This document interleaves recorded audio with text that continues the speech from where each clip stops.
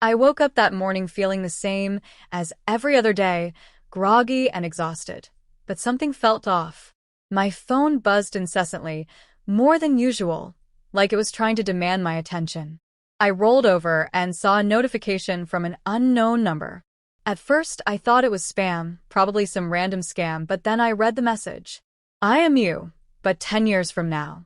Listen carefully because everything you know is about to change. The person you trust the most is the one who will destroy your life. My heart skipped a beat. My hands trembled as I stared at the screen, thinking it must be some elaborate prank. But the level of detail in the following messages made it impossible to ignore. It wasn't just vague threats or generic warnings. It listed specific incidents from my past, things no one else could know. Do not confront them yet. Gather evidence. Every move you make will be critical. I sat up in bed, cold sweat dripping down my back. 10 years from now, me? Talking to me? It sounded insane, like the kind of story someone would tell in a movie. And yet, the messages were accurate down to the smallest detail. They mentioned things about my office, the way I had been overlooked for promotions, the people who had whispered behind my back, my colleagues, my so-called friends. It was as if a mirror had cracked in time and was showing me my own reflection 10 years older, scarred, and painfully aware of betrayals I hadn't even noticed yet. The thought made my stomach churn. Who would want to destroy my life? Who could possibly be so calculating, so patient? I grabbed my laptop and started to type, trying to record every detail from the messages, every warning, every instruction. My fingers were shaking, and my mind raced with possibilities. I thought about my boss, Mr. Kellen, the charming yet manipulative figure who always seemed supportive but whose eyes betrayed something darker. And then there was Marissa, my colleague who smiled at me but had always seemed too perfect, too knowing. Could it be her? The messages continued to flow, almost like they were sent in real time, reacting to my every thought. Trust no one, not even yourself in certain decisions. The person who betrays you will hide in plain sight, and the consequences will be catastrophic unless you act wisely. I leaned back in my chair, my mind spinning. This wasn't just a warning, it was a map of a battlefield I hadn't realized I was on. And yet, the strangest part of it all was the calmness in the tone. My future self wasn't panicking. There was purpose. There was certainty. I needed to understand how this was possible. Time travel? AI manipulation? Some glitch in reality. I didn't know, and yet I couldn't ignore it. There was something almost magnetic about the messages, pulling me deeper into a maze I didn't yet understand. By noon, I had pieced together the first set of instructions. Document everything, observe everyone closely, and pay attention to patterns in their behavior. The messages even hinted at certain files and emails I had overlooked in the past, things that now seemed critical. Every detail mattered, and the sense of urgency was overwhelming. The office looked the same when I arrived. The familiar hum of computers, the chatter of colleagues, the smell of coffee. But nothing felt normal. Every glance, every word seemed loaded with hidden meaning. I couldn't shake the feeling that someone was already watching, already anticipating my next move. And then it happened. The first subtle betrayal. A seemingly innocent email from Marissa, the one I had always trusted, contained an error that wasn't hers. It was deliberate, crafted in such a way that it could cost me my current project. My pulse quickened. Could this be what my future self had warned me about? Observe carefully, the messages reminded me. Do not act yet. So I watched. I documented. I noted the small inconsistencies, the hidden glances, the patterns of deception that suddenly became visible. And slowly, like a puzzle coming together, a chilling picture began to emerge. Someone close to me was orchestrating a series of events designed to dismantle my career and, eventually, my life. It wasn't paranoia. The messages had proven accurate already. I felt the weight of inevitability pressing down, but also a spark of determination. If my future self had reached out, there must be a way to turn the tide. A way to take control before it was too late. And that spark grew into a plan, a cautious, calculated strategy to uncover the truth without revealing that I already knew it. Every step had to be precise, every move deliberate. One wrong action, one reveal too early, and the opportunity to set things right might vanish forever. As the day ended, I sat alone in my apartment, staring at the glowing messages on my phone. I had the roadmap, I had the warnings, and now I had a purpose. I would find out who was behind this, piece together the network of deceit, and make them pay. But I also knew that the road ahead was dangerous. And yet, something in me felt ready. The first message from the future had been a spark. Now, I was holding the tinder for a fire that could burn everything down or rebuild it. The next morning, the office felt heavier, almost suffocating. Every smile seemed forced, every glance suspicious. I walked past the familiar cubicles, trying to act normal, but my mind was buzzing with the messages from my future self. Each word, each instruction, was etched into my memory like a survival guide. My colleagues carried on, oblivious to the invisible storm brewing around them, but I could sense it, sharp and precise, like a predator circling its prey. I sat at my desk, opening my laptop to review the emails highlighted in the previous day's messages. Each one contained subtle clues, a misdirected comment here, a deleted attachment there, small discrepancies only noticeable if you were paying extreme attention. The message from my future self had stressed observation, not confrontation, and I followed it to the letter. My hands shook as I compiled the first set of evidence, noting every irregularity, every suspicious interaction. Marissa's behavior became increasingly unnerving. She would smile at me, ask innocent questions, and yet there was a cold precision in her eyes, an almost imperceptible calculation. The thought hit me, was she really the one orchestrating this, or merely a pawn in someone else's plan? I could feel the tension building, a knot in my stomach tightening as the realization sank in that I couldn't trust anyone, not even the people I considered friends. The messages from my future self continued to appear, delivered with an uncanny sense of timing. Observe Kellen closely.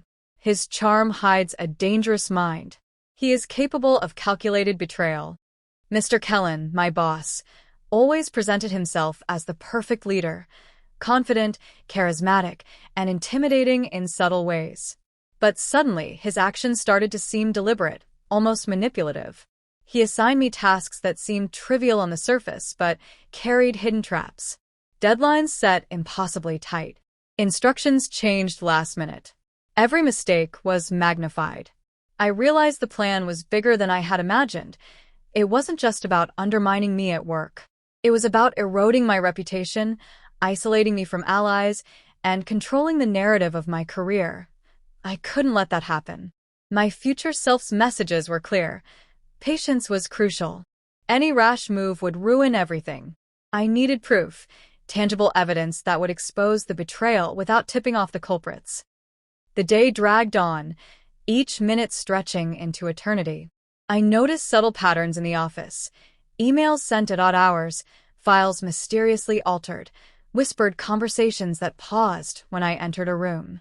I started keeping a meticulous journal, recording every anomaly, every suspicious behavior. It became clear that someone had been planning this for years, patiently laying traps for every possible misstep. Late in the afternoon, I received another message from the future. The first opportunity to strike will come sooner than you think. Observe the meeting tomorrow carefully. Evidence will present itself. My heart pounded. The office meeting had been scheduled for tomorrow afternoon, a routine review of projects. Little did anyone know, this seemingly mundane gathering would be the first chance to see the betrayer in action. The message implied that the trap was already set, and all I had to do was watch closely. That night, I barely slept. The thought of the meeting consumed me, each scenario playing in my mind. Who would betray me first? Marissa? Kellen? Or someone else entirely?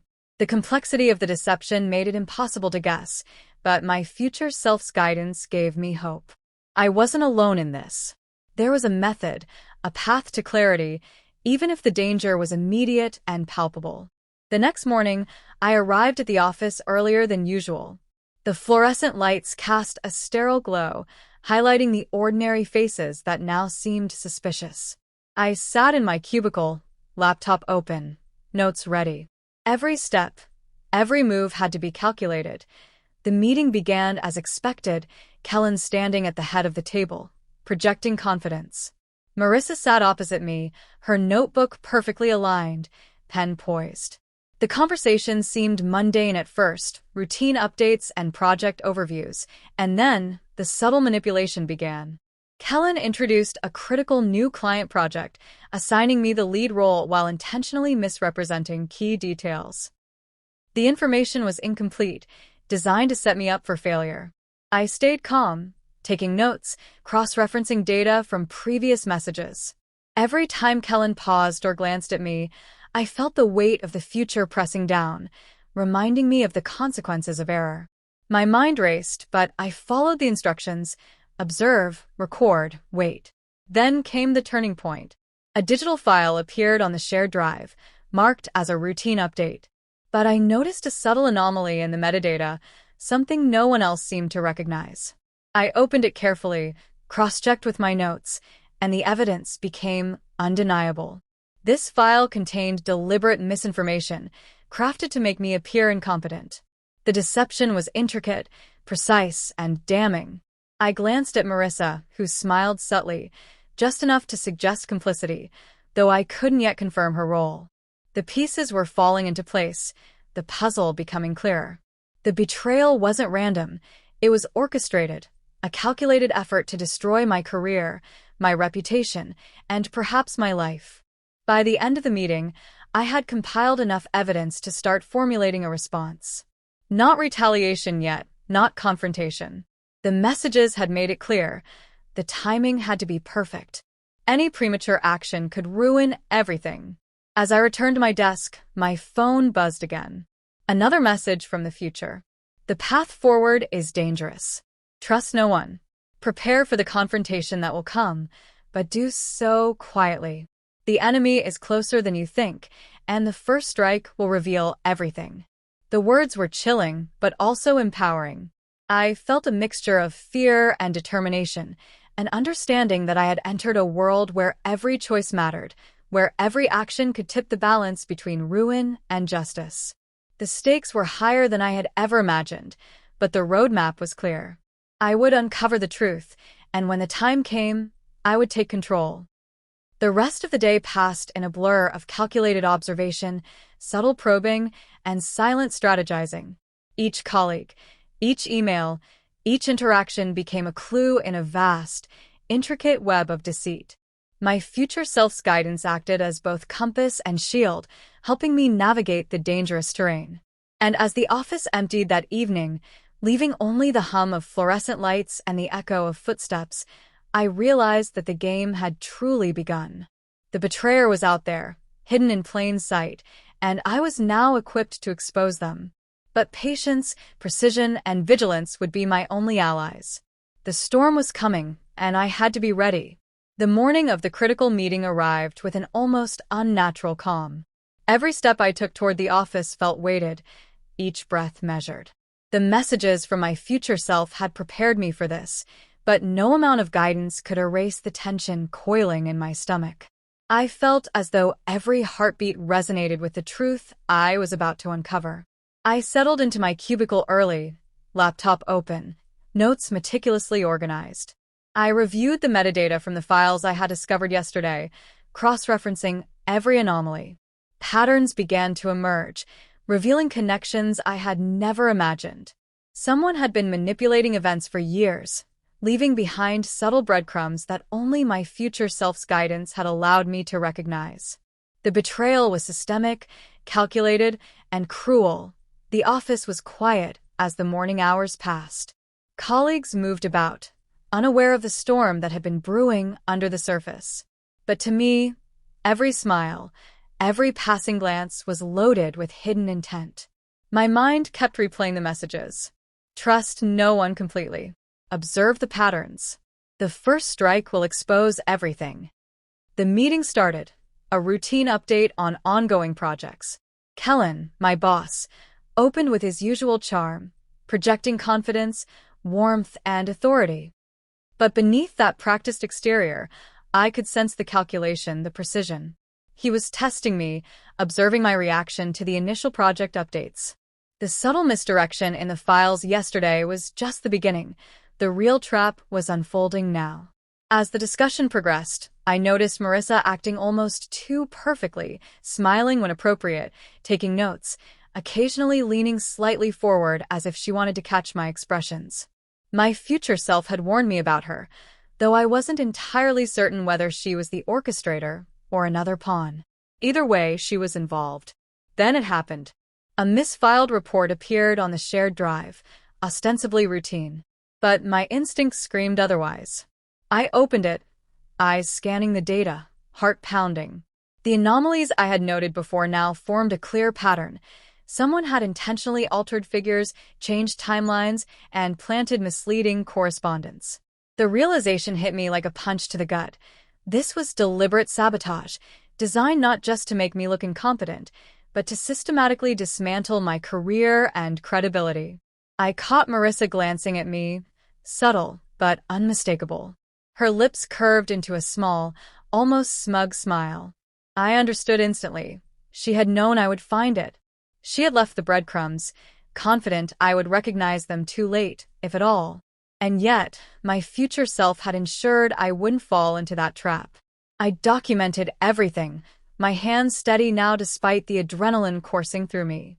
This was no longer just about survival, it was about reclaiming control, exposing the orchestrator, and turning the tables.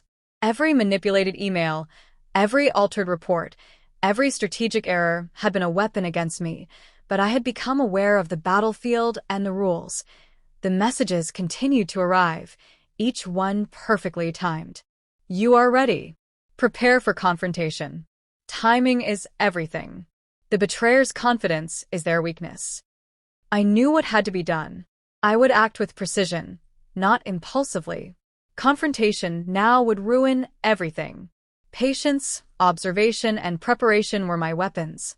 I started mapping out a strategy, identifying witnesses, documenting interactions, capturing digital evidence, and planning subtle maneuvers to provoke revealing reactions. The hours passed in a tense blur. Every interaction, every passing conversation became a clue. I could feel the web tightening around the betrayer, yet carefully structured so that I could trace the threads without alerting anyone. The office became a chessboard, and I moved silently, deliberately, calculating each step. By late afternoon, the breakthrough arrived unexpectedly. Kellen called me into his office under the pretense of a casual discussion about project performance. I stepped in, calm on the surface, but my mind racing. He gestured for me to sit and began with the usual compliments, soft tones masking sharp scrutiny. Then he made a comment, one that didn't match the facts in any document I had seen. It was subtle, almost invisible to anyone else, but it confirmed everything. He was orchestrating the sabotage. A rush of clarity surged through me. The messages had been right all along. The person closest to me, the one I had trusted implicitly, had been manipulating events for years. And now I had the evidence, the understanding, and the timing to act. I left the office with the collected documents, emails, and files carefully secured on a flash drive. Every step was deliberate. I wasn't yet confronting anyone. The future self had taught me that the element of surprise was critical. Every detail needed to be arranged for maximum impact. At home, I spread out the evidence, reviewing each piece meticulously. It formed a damning narrative, proof of deliberate manipulation, sabotage, and betrayal. The betrayer's network extended beyond Kellen and Marissa, hinting at a hidden collaborator whose identity remained elusive. This revelation only added to the tension, forcing me to remain vigilant. Another message arrived on my phone. The confrontation is near. Ensure the evidence is undeniable. When revealed, the reaction will confirm everything. Trust the process. I understood that patience was the key. Each interaction over the next few days would be a calculated move, leading to the inevitable unmasking. I had to orchestrate the scenario so that the betrayer would reveal themselves fully, without suspecting that I already knew. The plan began to take shape. I would leak selective information in controlled ways, provoke reactions, observe responses, and document every move. The network of deception would unravel piece by piece, and when it did, the truth would be undeniable. The thrill of knowing I was finally in control coursed through me. Evening fell, casting long shadows across my apartment. I sat alone, the flash drive in front of me, the messages from the future illuminating my phone screen. I realized that this was no longer just about revenge. It was about reclaiming agency, restoring justice, and demonstrating that the orchestrated destruction of my life would not succeed. And yet, a lingering question gnawed at me. Who else was involved in this plot? The depth of the betrayal suggested more than just Kellen and Marissa. The messages hinted at hidden players, allies of the betrayer waiting for the right moment. Every strategy, every move, had to account for the unknown. I spent the night planning, adjusting, and visualizing every possible outcome. The office, the digital files, the manipulated interactions, all became pieces of a puzzle I was now fully capable of solving. My future self had provided the map, but the journey was mine to navigate. By dawn, I had outlined the entire sequence: observation, documentation, controlled provocation, and finally, exposure. The betrayer would be forced to reveal themselves in their own words and actions. I felt the calm before the storm, the strange mix of fear and exhilaration that comes with wielding knowledge others lack.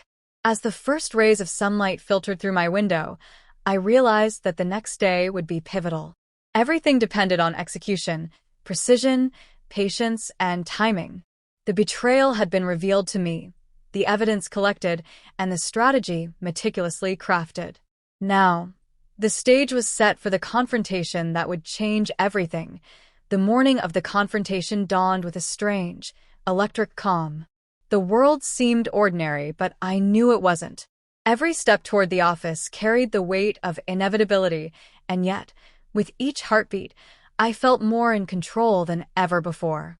The messages from my future self had guided me this far, but now, everything depended on execution. I arrived earlier than usual, the office eerily quiet in the pre-dawn light. My plan was meticulous: selective leaks of evidence to provoke reactions, careful observation of responses, and recording every interaction for undeniable proof. I had prepared multiple contingencies, anticipating lies, deflections, and even desperate attempts at manipulation. As the day unfolded, subtle signals appeared almost immediately. Marissa, usually composed, fidgeted with her pen more than usual. Her eyes darted toward my desk, noting the digital files I had discreetly opened, unaware that I was monitoring her reactions through carefully placed security cameras I had installed the night before. Kellen maintained his charm, his voice smooth, laughter practiced, but there was tension under the surface, an imperceptible tremor that only someone fully aware could detect. Then, during the routine morning meeting, I initiated the first move. I referenced a recent client report, one I knew had been deliberately tampered with. I presented it as a casual observation, allowing Kellen and Marissa to respond. Their reactions were subtle at first, a brief glance exchanged, a slight tightening of shoulders, but as I continued, the cracks began to widen. "I noticed some discrepancies in the project timeline," I said, voice calm, eyes locked on Kellen. "I thought it might be a simple oversight, but some of the data points don't match previous communications." Kellen's smile faltered for a split second. Marissa's hand froze mid-note. The room seemed to hold its breath, unaware that the subtle evidence had been planted in a way that forced them to react naturally, revealing guilt without a word. I continued, drawing attention to specific files, cross-referencing emails, and noting behavioral anomalies. Each carefully orchestrated step pushed the betrayers toward exposure, and slowly, the narrative unfolded before my eyes. They were trapped in a web of their own making, unable to maintain the facade of innocence under the weight of the evidence and calculated provocation. Finally, I presented the most damning piece, a digital record showing intentional manipulations, altered communications, and deliberate attempts to undermine my career. I watched as Kellen's eyes widened, a flicker of panic crossing his otherwise composed face.